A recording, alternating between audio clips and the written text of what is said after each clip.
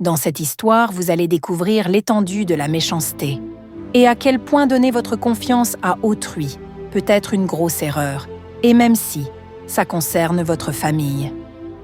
Dans un village appelé Gomato, vivait une femme nommée Mama Tami. Elle était une femme dont la lutte quotidienne consistait à vendre des beignets de haricots aux frites dans un stand en bois. C'était son seul moyen de subsistance pour élever sa fille Hassani après la mort de son mari.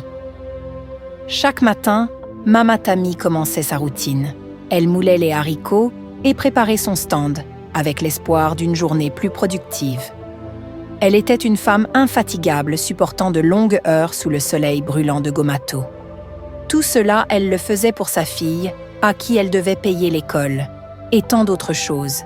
Et ce, avec les maigres revenus qu'elle gagnait, elle n'avait même pas assez pour prendre soin d'elle-même.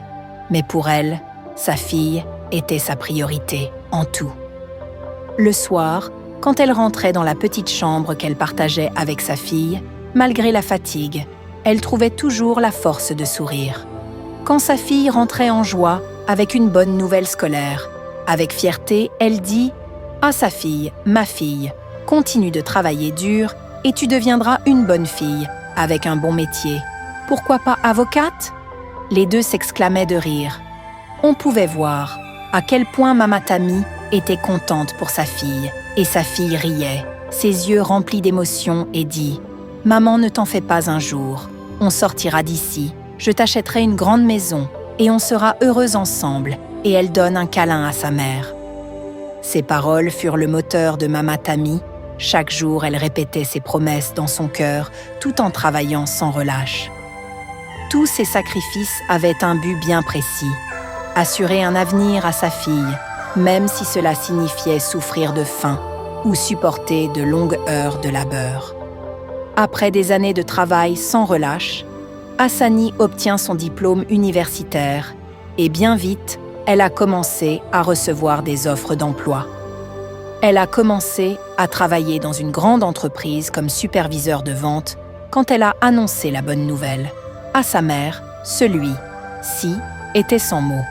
Elle a plongé sur elle en la serrant fort dans ses bras et dit « Grâce à Dieu ». Tout en valait l'apainement marqua un tournant dans leur vie. Hassani promit à sa mère qu'elle ne l'oublierait jamais et elle ferait tout pour lui offrir la vie qu'elle méritait. Pour son travail, elle a dû déménager, mais elle envoyait toujours de l'argent à sa mère pour qu'elle puisse bien vivre sa vie en achetant de nouveaux vêtements et tant d'autres choses. Un jour, lors d'un événement d'entreprise, elle rencontra Mario, un homme qui va changer sa vie de manière inattendue.